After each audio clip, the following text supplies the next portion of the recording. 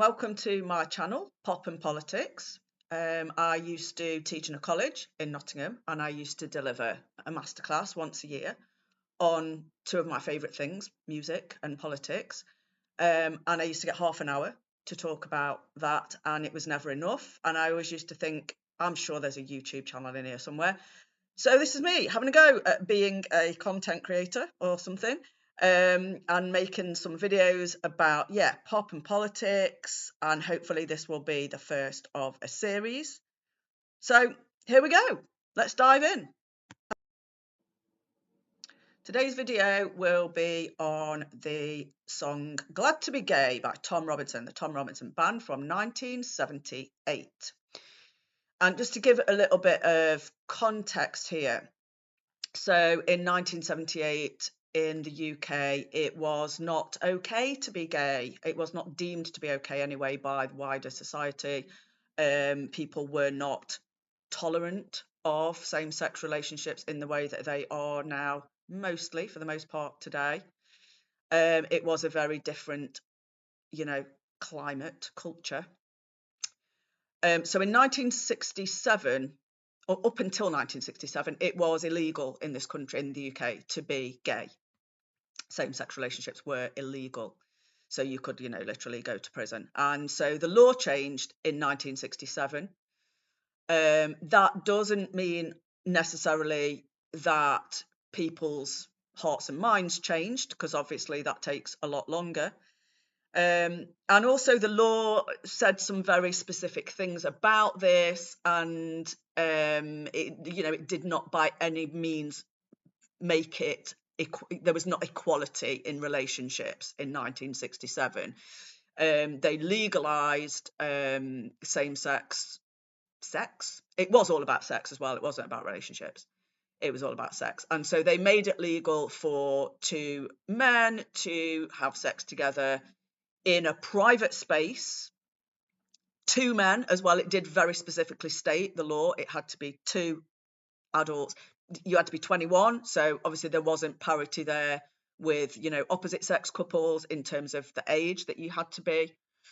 So there were very, strict kind of, caveats even around the law.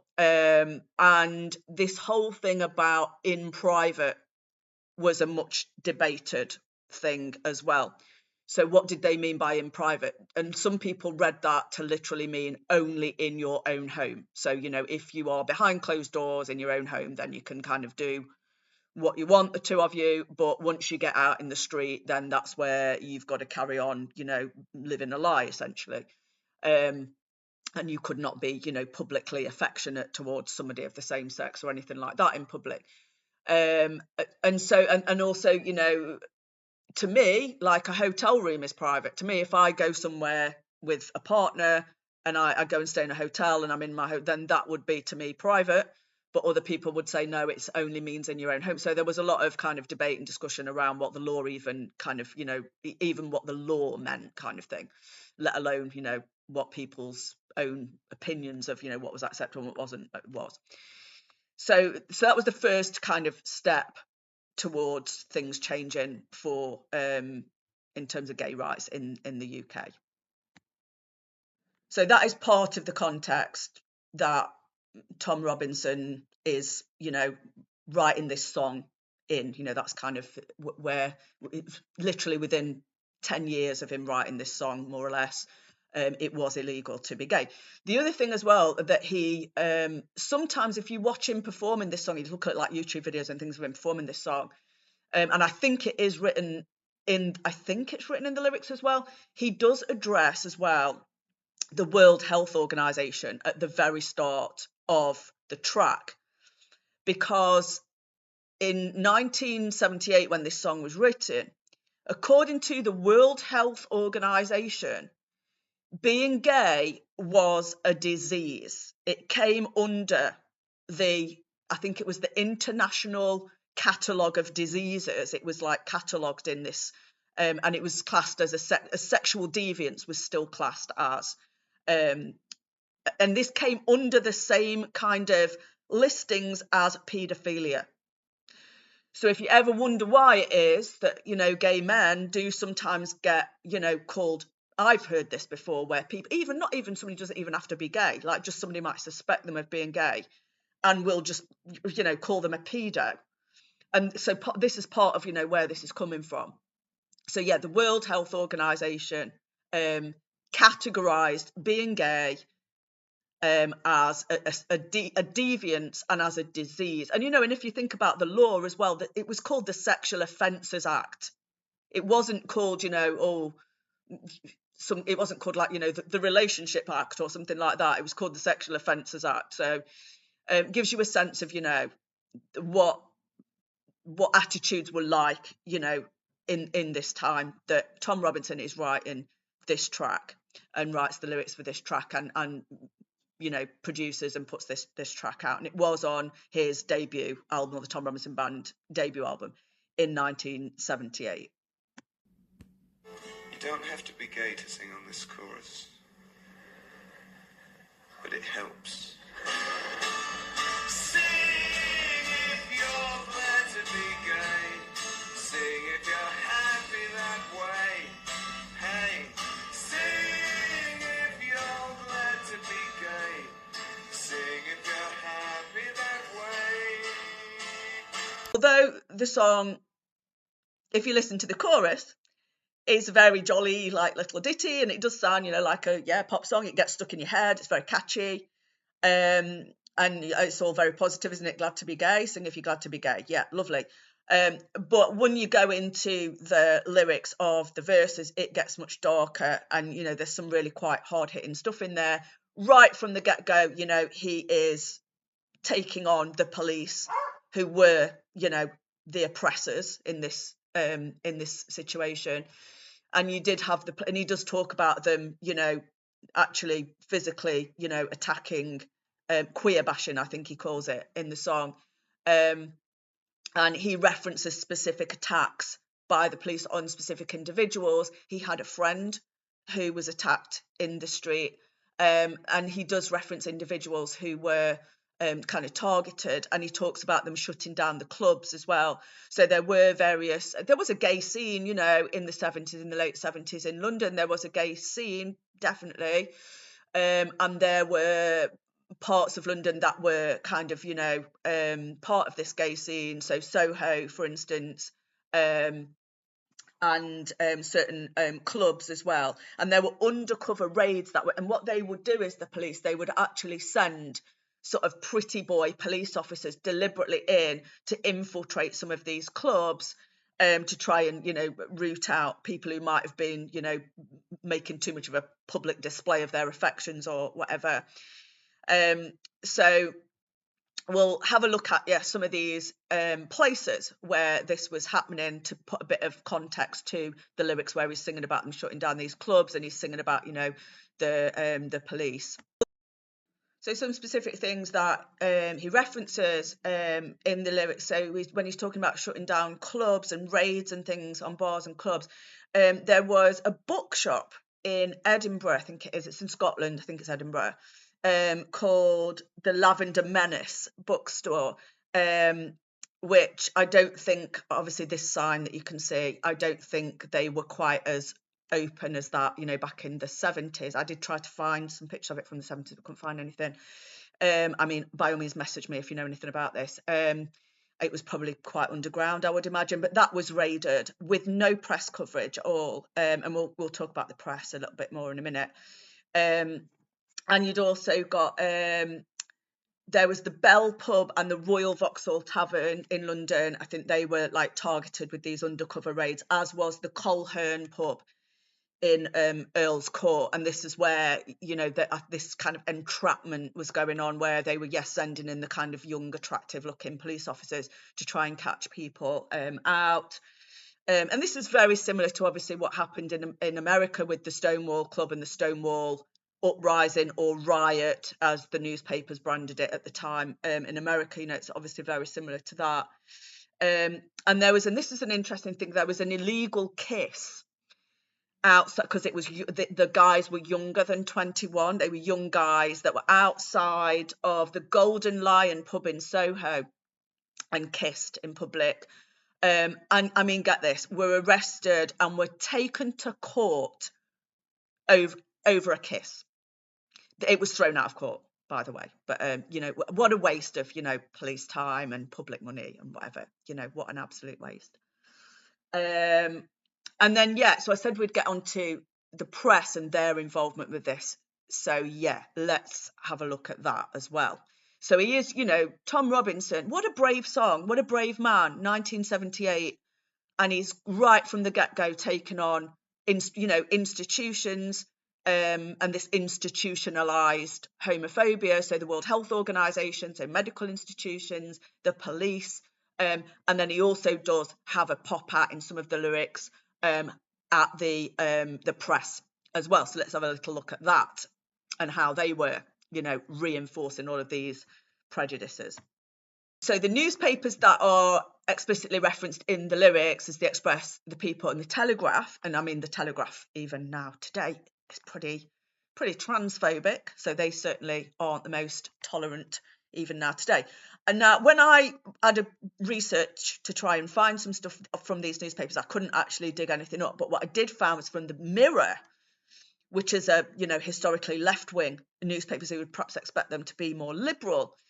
But the Mirror, yeah, actually published this how to spot a homo guide, which was intended to kind of help the police, you know, to kind of root out or, you know, be kind of like spies and espionage and rooting. I mean, like, they haven't got better things to be, you know, real criminals to be chasing after or whatever. So yeah, I did manage to find that. Pretty, you know, sick, really, by today's standards. So yeah, it wasn't just that, you know, the law needed to change and people's attitudes needed to change. You'd also got this, you know, these ingrained in, you know, the institutionalized systems, yeah, that were reinforcing all of this prejudice. And, you know, he wasn't afraid, Tom Robinson, you know, to have a pop at them in the lyrics. I was quite surprised. I had a look like who he was signed to, what record label, and they were signed to EMI, Tom Robinson Band, and they put the album out that had this track on it. I don't think it was ever released as a single. It was more of I think it was more of an important track when they were performing live, really. I think it was a really, you know, live, it was very important part of their set. But yeah, I mean, EMI, who obviously famously signed the Sex Pistols and then unsigned them, but, you know, he was signed with them. But I was quite surprised that he, you know, that they allowed him to put this out, in terms of when you look at, you know, public perception at the time and the kind of the media, the press, and how they were, you know, so homophobic. Yeah, so really, what a brave man, what an absolute legend. Yeah.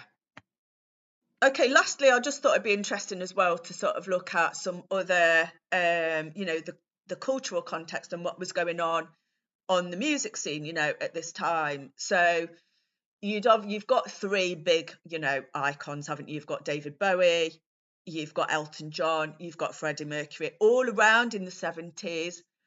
And, you know, no, sorry, not Freddie Mercury, but certainly Elton John and David Bowie had come out in the music press. So David Bowie did an interview with Melody Maker, where I think, you know, he talked about being bisexual, and Elton John, you know, did a piece with Rolling Stone. I think this was quite early 70s as well. I think these were like 72. I feel like it was earlier, quite a lot earlier in the 70s. So not that long after, you know, the law had changed. But I'm not, this video is not about speculating about people's sexuality. It really isn't. But, you know, these were public, you know, interviews that were done, you know, with the media. But it's interesting, isn't it, that it was about, you know, these were people coming out as bisexual, not as gay men. And if you think about their personas as well, Elton John and Bowie, you know, very, very flamboyant, weren't they? And I wonder if because Elton John has since said, you know, he's much more comfortable identifying as a gay man, but at the time in the 70s, he came out as bisexual. And I wonder if, like, you know, was that more palatable for the press? Was it more palatable for people? Was it part of the rock and roll lifestyle, you know, that, oh, you can have it all kind of thing? I mean, by all means, message me if you know more about this, because I think it is quite an interesting, you know, kind of dynamic, isn't it? And also, you know, the whole glam rock scene and, you know, Bowie and his androgyny and all of that, I think was just more acceptable because it was a spectacle. It was part of the persona, and it wasn't necessarily seen as he's just an ordinary guy who's gay kind of thing. So for Tom Robinson to be, you know, an ordinary guy championing gay rights and sort of saying to gay men who weren't drag queens, who weren't part of that scene, you know, but just were an average everyday bloke who happens to be gay, you know, how important this song was, you know, for them. And the other character to just mention as well is Jabriath, who I think was at the time pretty much the only openly gay, you know, musician, male musician. And initially, again, he signed to Elektra Records. There was a lot of hype around him initially, where he was being hailed as the American Bowie. Did this huge, massive, naked billboard in Times Square. But then kind of there was a backlash and the press kind of turned on him, unfortunately, and I think he died quite young as well. There's a documentary about him, I think it's called Jabriath AD, that I'm trying to get hold of and try and watch, so let me know if you know where I can watch that anywhere. So yeah, you know, that was the context at the time. So really, Tom Robinson, what a really brave, incredibly brave man, that, you know, he was, like I say, just championing, you know, it's okay to be gay and just look like me, you know, an average bloke kind of thing. You don't have to be some flamboyant drag queen or something for it to be okay for you to be gay. I think how important a message that was, you know, back in 1978, and what a really brave, trailblazing guy Tom Robinson was. I salute you, Tom Robinson. By the way, I think you can hear him on Six Music, Radio 6 Music, and go and listen to some of his other stuff as well, because, you know, he made some really good music, Tom Robinson. And that's one of the things I hope that people might take away from these little videos is maybe you'll, you know, learn something new about a song that you already knew. Maybe you already knew this song. You might have heard it on a Pride list or something like that, but maybe you didn't know all the context. Or maybe also, you know, you might discover some new music that you really like, and that would be, you know, great as well. So there you go. That has been episode 1 of Pop and Politics with Ray Toon, and hopefully tune in for more videos in the future, and let me know if there's anything like specific that you want me to cover. I mean, obviously I've got stuff in mind, but yeah, let me know if there's something specific that you want me to cover, or if you've got any interesting information about what I've been talking about today, or if you want to correct me on anything or anything like that, by all means, yeah, comments and subscribe and all that stuff, you know. Checking out. I've been Ray, doing a bit of pop and politics.